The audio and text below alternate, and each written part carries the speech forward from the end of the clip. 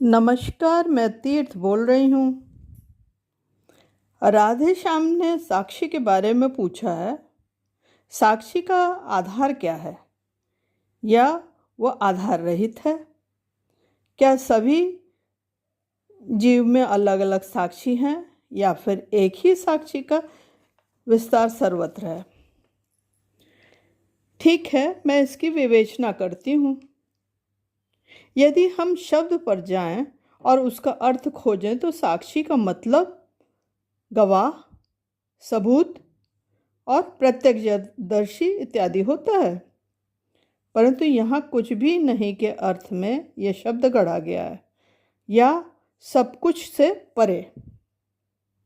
यह एक शून्यता है जिसके आधार पर अनेक रूप प्रकट हो रहे हैं और उसी में विलीन हो रहे हैं। वह कुछ करता नहीं है।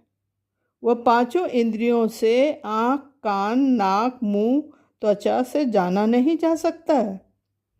वह देखता, सुनता इत्यादि नहीं है, लेकिन सभी कुछ उसमें समाहित है। वह निर्विकार है, वह बस है। यही साक्षी है।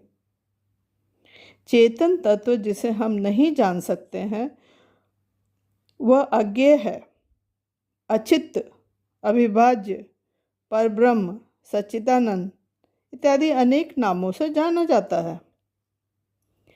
ऋषियों ने, ज्ञानियों ने, मुनियों ने, अनेक वेदताओं ने बार बार हमें विभिन्न शब्दों द्वारा समझाने की कोशिश की है।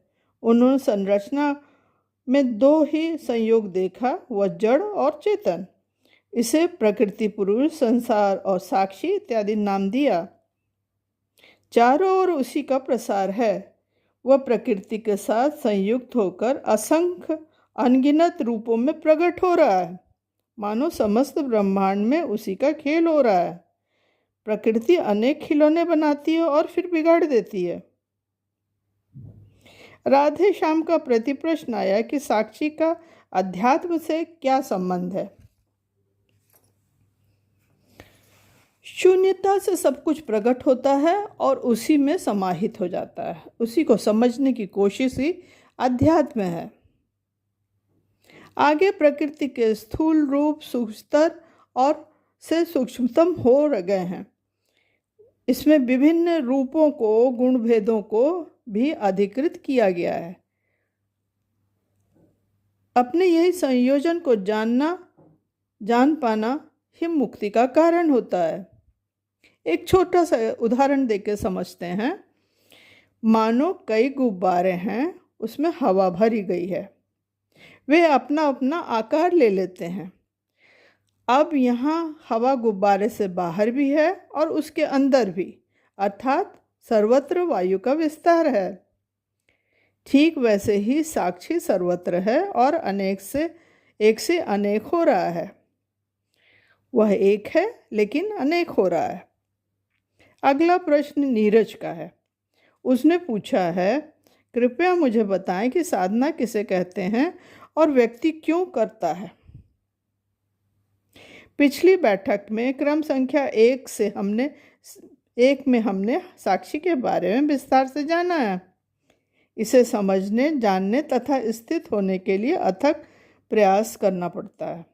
यह प्रयास ही तपस्या है, साधना है। अर्थात आध्यात्मिक साधना एक तपस्या है, स्थिति है एवं अनुशासन है, जो उपवास, मंत्र जाप, ध्यान, योग और पूजा द्वारा अर्जित किया जाता है।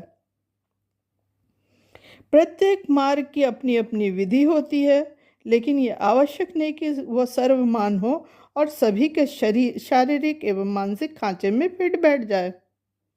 साधना एक बहुत बड़ा चुनाव है। जतन के साथ संयोजन होता है। प्रत्येक व्यक्ति को अपनी व्यवस्था के अनुकूल उसे स्वीकार करना पड़ता है। यह जरूरी नहीं कि विधि बहुत बड़ी और सुगठित हो, व्यवस्था से बुनी गई हो, परंतु यदि वह व्यक्ति विशेष के लिए अनुकूल नहीं है तो फिर वही छोड़ देना उचित होगा। अब साधना को बहुत सरल अर्थों में समझते हैं। जिस प्रकार कोई व्यक्ति कोई वाहन चलाना सीखता है, साइकिल, स्कूटर, गाड़ी इत्यादि, तो उसे स्वयं अपने को उसके अनुसार साधना पड़ता है। शुरू शुरू में उसकी कोशिश उसे गिरा देती है, फिर अनेक कष्ट के साथ उसे पारंगतता हासिल होती है। तब उसकी शारीरिक गतिविधियां तथा मन वाहन के साथ सध जाते हैं। ठीक उसी प्रकार हम स्वयं को कई उपक्रम द्वारा अंदर से एवं बाहर से साध लेते हैं और अपने समुचित लक्ष्य साक्षी तक पहुंच जाते हैं। यही साधना है। फिर साधना के लिए साधक द्वारा एक मार्ग का चयन होता है, अंततः वह उसकी बारीकियां समझ जाता है।